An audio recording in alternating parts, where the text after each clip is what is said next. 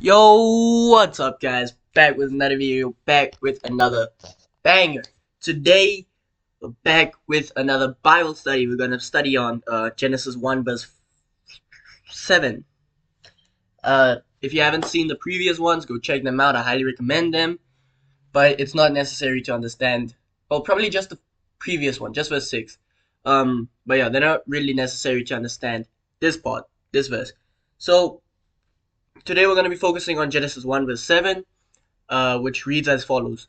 And God made the firmament and divided the waters which were under the firmament from the waters which were above the firmament, and it was so. Okay, so we see here that God actually he makes the atmosphere basically. Um, he makes the atmosphere. If I have to sum it up, I think I can just say he made the atmosphere.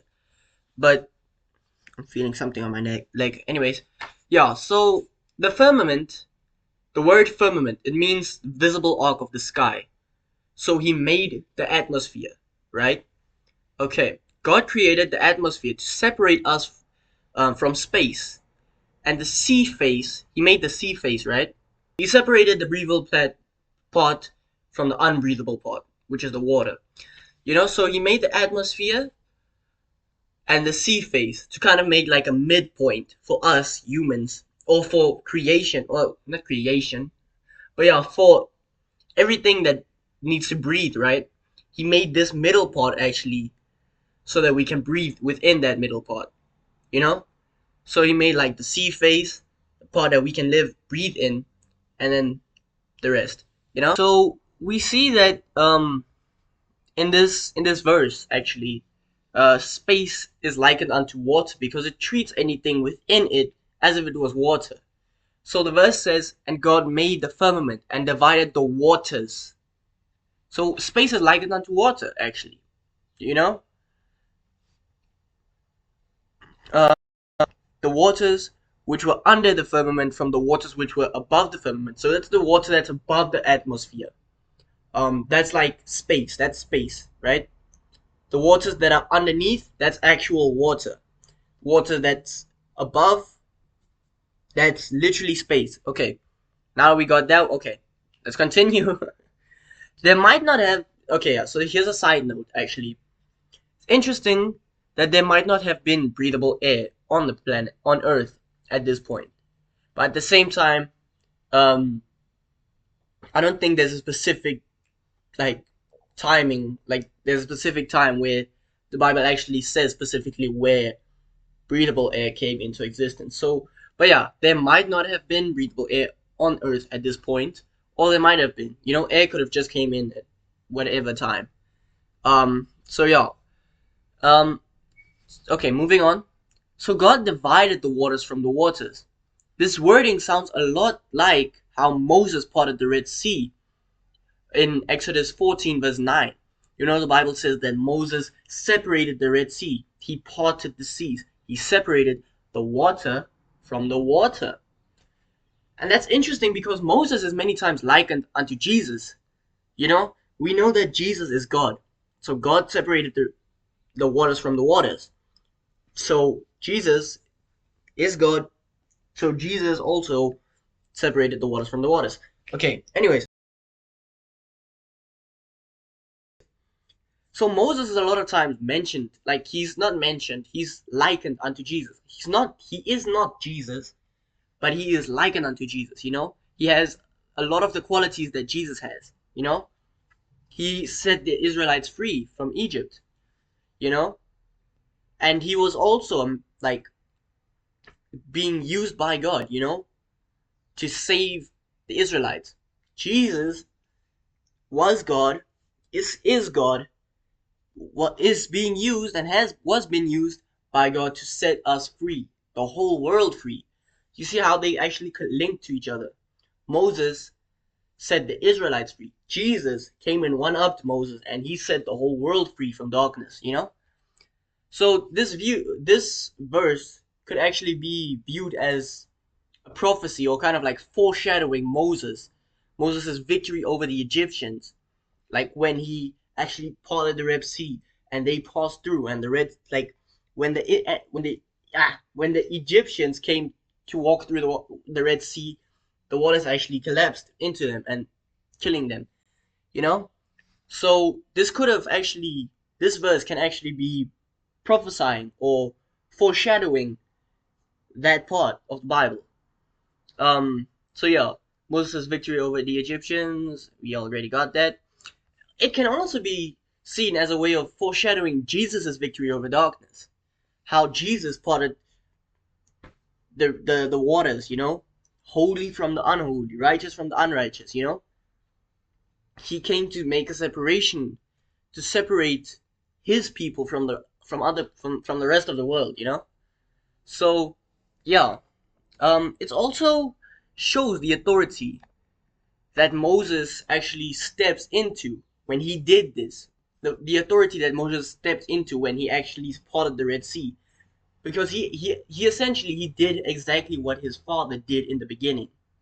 In the beginning, God separated the waters from the waters. Later on, Moses comes and he's like, oh wow, okay, let me also separate the waters. God actually told him to do that. So you see how God actually self-inserts himself into parts of the Bible. That's very interesting.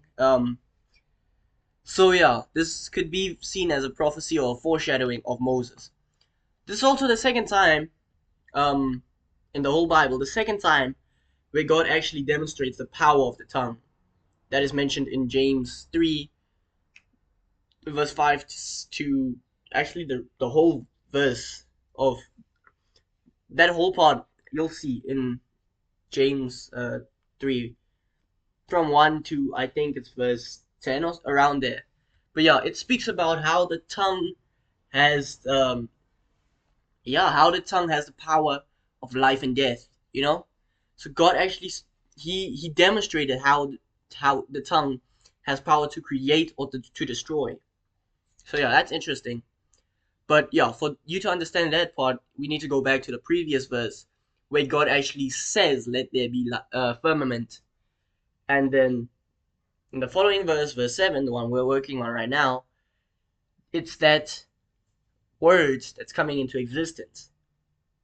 So God spoke into existence. So yeah, there's this beautiful song that actually it says, "In the vapor of his breath, the planets formed."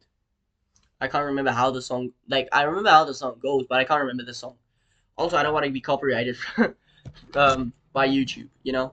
I'm already working on a video where I know for a fact that I'm gonna be copyrighted. But anyways, yeah, that's that's that.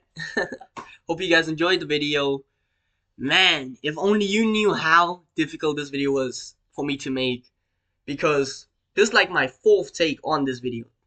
I was showing three, my fourth take on this video, because this whole time I feel like I've made a video about this, but I think probably in a previous video I probably just touched a bit on this verse. But yeah, so I really feel like I made a video about this, but apparently not. So yeah, so that actually stopped me so many times where I went off topic, had to go check on my phone, all that. But yeah, that's that. Hope you guys enjoyed the video. Leave a like, comment, subscribe, all those good stuff. And I'm sorry that this video took so long to come out.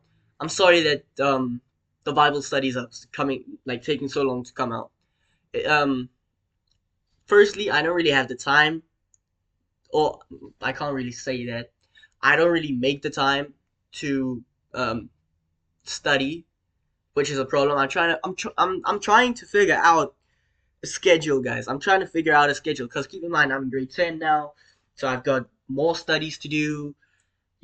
Just a lot on my plate. But yeah, I'm busy trying to make time to study and to film and all that. It's just very tough. But yeah, so please just have patience on that. Have mercy on me. Don't spam in the comments that, oh wow, this guy's taking forever. Yeah. So not that anyone has done that. But yeah, hope you guys enjoyed the video. Leave a comment, like, subscribe, and yeah, turn on the notification so that you can be notified whenever I upload a new video. Because probably it's not going to be every Thursday, which it usually was every Thursday, and it's not going to be every day. It used to be every day. So yes, turn on the notification bell. Yeah, the bell thingy, so that you can be notified whenever I upload a new video. It also helps me out. Subscribing helps the channel out. Liking also helps the channel out. Keep in mind, I'm not making money from YouTube yet, so we're trying to get to that point so I can actually make YouTube into like a career. But other than that, I just want to share the word, man. Share my insights, all that. If you would like to add anything about Genesis 1 verse 7, please go let me know in the comments, because I'm definitely going to come back to these videos um in the future, and I'm definitely going to come back to Genesis as well, where I'm going to study on Genesis as well on the future, when I have more wisdom about the Bible, because I'm busy reading the whole Bible. So I think when I have like a whole Bible theology, I'd be able to understand, a bit more. Also have more insight. So yeah, just have patience on that. But yeah, for now, let me know if you like to add anything. Add it into the comments. If this video has helped you out, let me know in the comments. Just all that. Yeah, I've been yapping. I've been yapping. But yeah, shalom, guys. Shalom.